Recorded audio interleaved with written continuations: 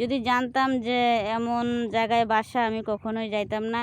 হ্যাঁ, অনেক টাকা পয়সা খরচ করছে, খাওয়া দাওয়া ভালো ছিল, ডেকোরেশন সুন্দর ছিল, সব কিছুই ওকে ছিল। বাট বাসাটা হচ্ছে কান্দরের মাঝখানে, মানে বিলের মাঝখানে। তোমরা হয়তো কেউ কান্দর বুঝবে না, একদম আশেপাশে কোনো বাড়িঘর ছিল না।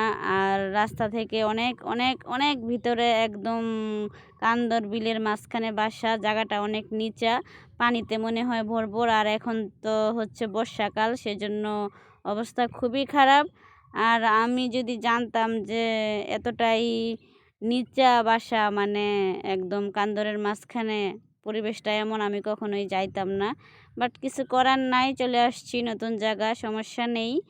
তো আসলে খাওয়া দাওয়াটা কোনো বিষয় না, বিষয় হচ্ছে নতুন জায়গায় আসছি, ওইটাই বিষয়। বাট পছন্দ হয় না এই কারণে, কারণ হচ্ছে জায়গাটা খুব ভয়ানক, মনে হচ্ছে আশেপাশে ভূত বা কোনো কিছুর ভয় লাগে। কোনো দোকানপাট নাই, একদম বিলের মাঝখানে বাসা।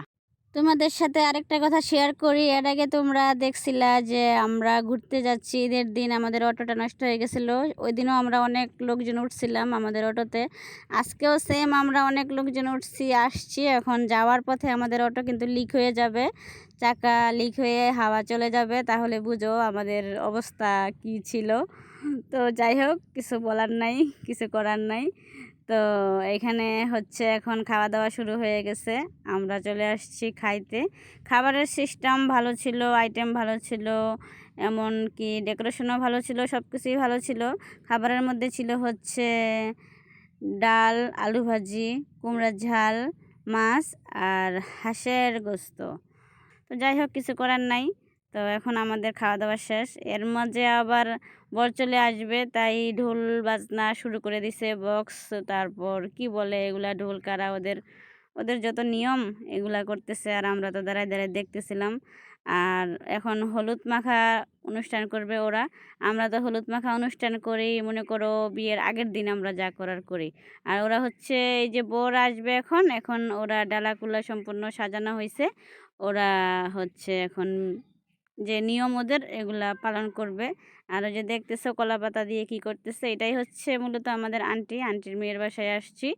আর এটা হচ্ছে মেয়ে বিয়ে। হ্যাঁ, আমরা কনেকে দেখাইতে পারতেছি না, কারণ কনে খুব অল্প বয়সের কনে, তো মানে কি বলবো, কেবল এসএসসি পাস করলো এই বছরই, একদম হালকা বয়স। আর হচ্ছে সে কান্নাকাটি করতেছে উপর হয়ে শুয়ে, তাই তার ভিডিও নিতে পারি নাই, কইনাকে দেখাইতে পারি নাই। তো আমরা এখানে দেখতেছিলাম ওদের নিয়ম কানুন। আমাদের খাওয়া দাওয়া শেষ, আর আমরা মূলত ওয়েট করতেছিলাম আব্বুর জন্য, কারণ যেহেতু সনাতন ধর্মের বাড়ি, এখানে নামাজ পড়ার কোনো জায়গা ছিল না। আব্বু নামাজ পড়তে গেছিলো মসজিদে, আব্বু আসলে আমরা চলে যাব। তো আব্বু আসছে, এখন হচ্ছে আমরা চলে যাচ্ছি। এখন দেখো কত সুন্দর করে ওরাও চলে যাচ্ছে হচ্ছে গ্রাম পুজতে, ওদের যে নিয়ম ওগুলা পালন করতে। আর জায়গাটা কত সুন্দর। আর এখানে রান্না বান্নার সিস্টেম ছিল, এখানে রান্না করে এখানেই খাওয়া দাওয়া হইতো। তো আমরা চলে যাচ্ছি, এটা হচ্ছে আমাদের অটো, দেখতে পাচ্ছ আমার মায়ের নামে তাসলিমা।